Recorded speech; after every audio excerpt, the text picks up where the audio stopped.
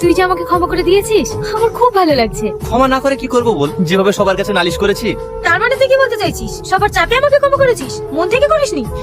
মন থেকে যদি ক্ষমা নাই করতাম তাহলে তোর সঙ্গে এভাবে মিশতাম না। তোকে একটা কথা জিজ্ঞেস করবো টনি, বল। তুই কাউকে ভালোবাসিস? আরে এই কলেজের প্রত্যেকটা ছেলে মেয়ে জানে আমি কাকে ভালোবাসি, আর তুই আমাকে নতুন করে জিজ্ঞেস করছিস? তুই জানিস না? না জানি না, তুই কাকে ভালোবাসিস বল না।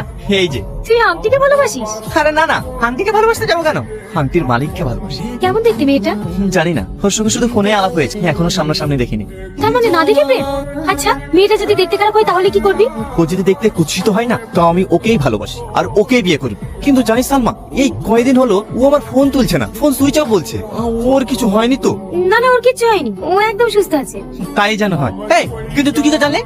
না না মানে তুই যাকে জীবন দিয়ে ভালোবাসিস তার কোনোদিন বিপদ হতে পারে। কিন্তু ও আমাকে ফোন করে না কেন?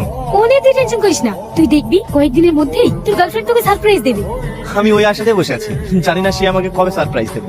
এই তোরা এখানে বসে গল্প করছিস, ওদিকে যে পল্লীগ্রাম টিভির বড় ইউটিউবার বিশু এসেছে। হ্যাঁ তাই নাকি? হ্যাঁ তাড়াতাড়ি চ। তোমরা হচ্ছে কলেজের স্টুডেন্ট, তো তোমাদেরকে বলছি তোমরা কলেজে এসে কেউ বিড়ি সিগারেট খাবে না, এটা আমার আদেশ। স্যার স্যার আপনি ভালো আছেন তো? ভালো যদি নাই থাকতাম তাহলে হসপিটালে ভর্তি থাকতাম, এখানে আসবো কেন? স্যার স্যার আপনি তো পল্লীগ্রাম টিভিতে অনেক নাটক করেছেন, একটা ডায়লগ বলুন না। ঠিক আছে বলছি।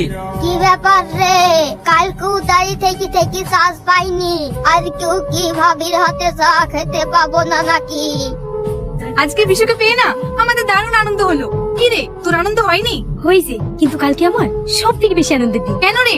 আজ টনির সঙ্গে আমার অনেকক্ষণ কথা হয়েছে, ও আমাকে অনেক ভালোবাসে। তার মানে টনিকে তুই ভালোবাসার কথা বলে দিয়েছিস? না এখনো বলিনি, কালকে সব বলবো। তাই নাকি? কি বলবি? বলবো তুমি যাকে এতদিন না দেখে পাগলের মতো ভালোবেসেছো, আমি শুধু তোমার আন্টিয়ালা বন্ধু। আর শুধু তুমি না, আমিও তোমাকে না দেখে পাগলের মতো ভালোবেসেছি। I love you Tony. বাবা দারুণ দারুণ, এই কথা শুনে তো টনি পুরো পাগলই হয়ে যাবে। এই আস্তে কথা বল, ম্যাডাম চলে আসবে তো। কাল কখন বলবি? কলেজে গিয়ে।